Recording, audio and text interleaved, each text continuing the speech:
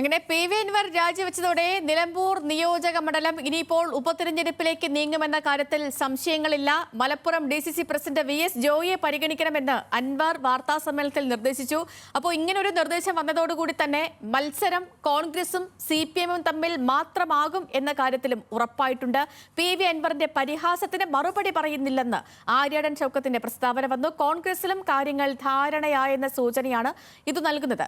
അതേസമയം അൻവറിന് ബംഗാളിൽ നിന്നും രാജ്യസഭയിലേക്ക് മത്സരിക്കാൻ തൃണമൂൽ അവസരം നൽകുമെന്നാണ് റിപ്പോർട്ടുകൾ. കോൺഗ്രസിന്റെയും ആര്യാടൻ മുഹമ്മദിന്റെയും കുത്തകയായിരുന്ന നിലമ്പൂർ നിയോജക മണ്ഡലം പിടിച്ചെടുത്ത പി.വി. അൻവർ അത് തിരിച്ചു നൽകുകയാണ്. തൃണമൂൽ കോൺഗ്രസിന്റെ സംസ്ഥാന കൺവീനറായ അൻവർ രാജിവെച്ച സീറ്റിൽ ഒരു കോൺഗ്രസുകാരൻ മത്സരിക്കണമെന്ന് പറയുന്നതിലും രാഷ്ട്രീയ കൗതുകമുണ്ട്. അത് DCC പ്രസിഡന്റ് V. ജോയ് ആകണമെന്ന് കോൺഗ്രസ് നേതൃത്വത്തോട് അൻവർ അഭ്യർത്ഥിക്കുന്നു. തന്റെ രാഷ്ട്രീയ ശത്രുവായ ആര്യാടൻ ഷൗക്കത്തിനെ മത്സരരംഗത്ത് ഇറക്കാതിരിക്കാനുള്ള ജാഗ്രതയായും അതിനെ കാണാം. ഈ മേഖലയിൽ ക്രിസ്ത്യൻ മൈനോറിറ്റി വിഭാഗം ഏറ്റവും ഭൂരിപക്ഷം ജീവിക്കുന്ന ഈ മലയോര മേഖലയിൽ മലബാറിൽ ആ കമ്മ്യൂണിറ്റിയുടെ കൂടി ഒരു റെപ്രസെൻറ്റേറ്റീവ് എന്ന നിലക്ക് DCC പ്രസിഡന്റ് V. ജോയിയെ ഇതിൽ ഉൾപ്പെടുത്തണമെന്ന ഒരു റിക്വസ്റ്റാണ് എനിക്ക് ഈ വിഷയത്തിൽ വെക്കാനുള്ളത്.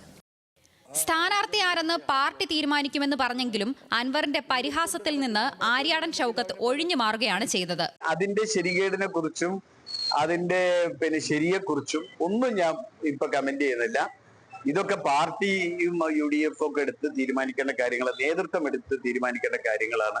അൻവറിന്റെ നിലപാടിൽ എന്തു വേണമെന്ന് UDF കൂട്ടായി ആലോചിക്കുമെന്നാണ് രമേശ് ചെന്നിത്തല പ്രതികരിച്ചത്.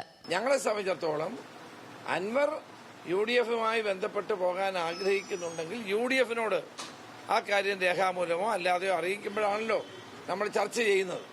അതിനൊക്കെ സമയമുണ്ടല്ലോ. ലീഗ് സ്വന്തമായി തീരുമാനമെടുക്കേണ്ട വിഷയമല്ലെന്ന് PK കുഞ്ഞാലിക്കുട്ടി. കാര്യങ്ങൾ UDF ആലോചിച്ചതിന് ശേഷം പറയുമെന്നും കുഞ്ഞാലിക്കുട്ടി.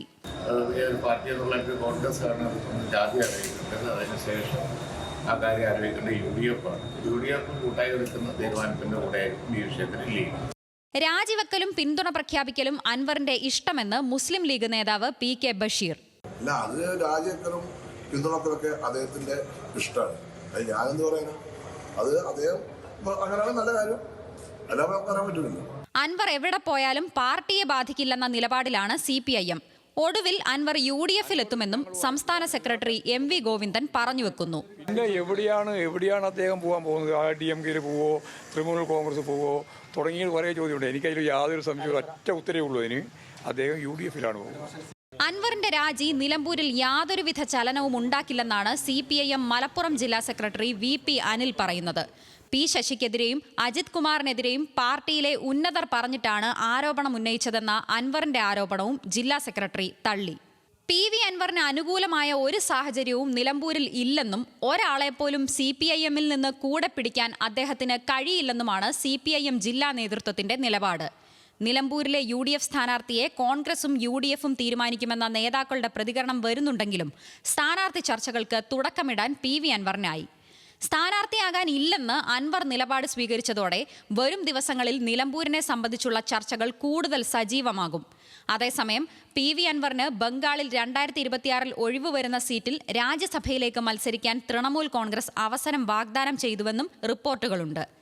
കോഴിക്കോട്, മലപ്പുറം ന്യൂസ് ബ്യൂറോകൾക്കൊപ്പം ന്യൂസ് ഡെസ്ക്, ന്യൂസ് മലയാളം.